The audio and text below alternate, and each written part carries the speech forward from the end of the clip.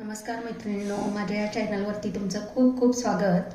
मैत्रिणींनो, सकाळी आपली एवढी घाई गडबड असते की त्या घाई गडबडीमध्ये आपल्याला सुकी भाजी, रसभाजी बनवायची असते आणि मग आपण डाळ शिजवून घेणं, त्यानंतर त्याला फोडणी घालणं, यामध्ये आपला वेळ जातो. कुकर लावल्यानंतर तो कुकर गार व्हायला वेळ जातो, त्यानंतर त्याला फोडणी घालावी लागते. हे सगळं न करता आपण डाळीची झटपट होणारी आमटी कशी करायची हे बघणार आहोत.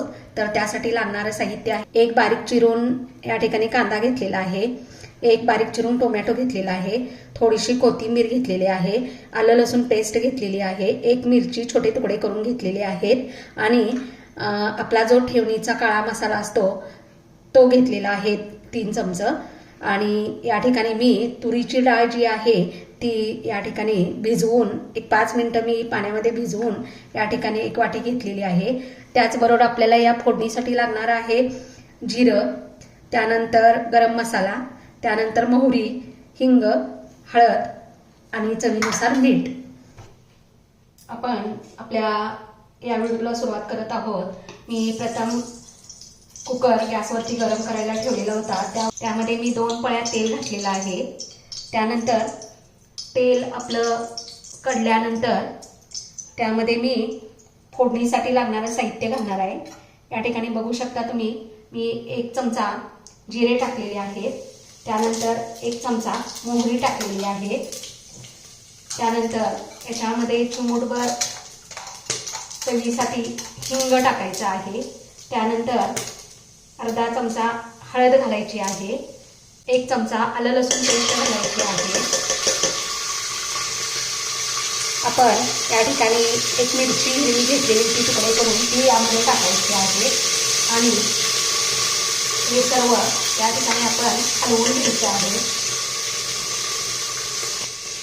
हे सर्व मसाले तेलात टाकल्यानंतर जो बारीक चिरून घेतलेला कांदा आहे तो यामध्ये घालायचा आहे.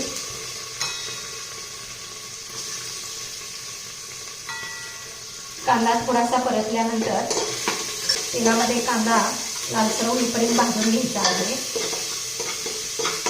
आपण जे बारीक चिरून घेतलेलं टोमॅटो आहे ते यामध्ये घालायचं आहे आणि हे टोमॅटो अगदी मऊ होईपर्यंत शिजवून घ्यायचं आहे. आपल्याला हे टोमॅटो पटकन मऊ होण्यासाठी त्यामध्ये थोडंसं मीठ घालायचं, म्हणजे ते का पटकन मऊ होतं. आणि इथे आपले टोमॅटो अगदी मऊ झालेले आहे. त्यानंतर या फोडणीमध्ये आपण जी तुरीची डाळ भिजवून घेतलेली आहे ती यामध्ये टाकायची आहे. त्यामध्ये ही डाळ फोडणीत घातल्यानंतर 1-2 मिनिटं ही डाळ या फोडणीमध्ये परतून घ्यायची आहे. फोडणीमध्ये डाळ घातल्यानंतर ती 1-2 मिनिटं चांगली परतून घ्यायची आहे. त्याच्यामध्ये चवीनुसार तिखट घालायचं आहे. हे तिखट त्यामध्ये मंद गॅसवरती परतून घ्यायचं आहे तिखट.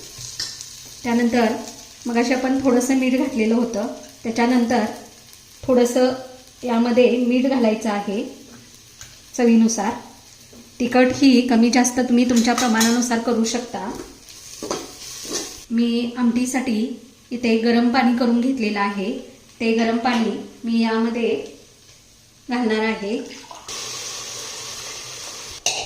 आपल्याला किती लोकांसाठी आमटी करायची आहे आणि ती आमटी आपल्याला अगदी आणि कमी जास्त करायची आहे.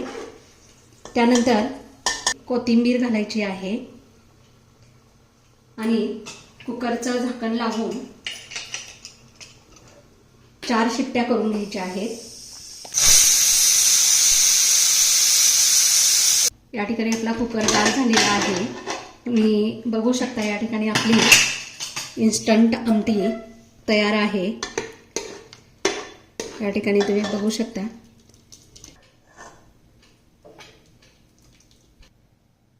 तुम्ही ते बघू शकता आपली इन्स्टंट आमटी अगदी 7 ते 8 मिनिटांमध्ये करून तयार आहे.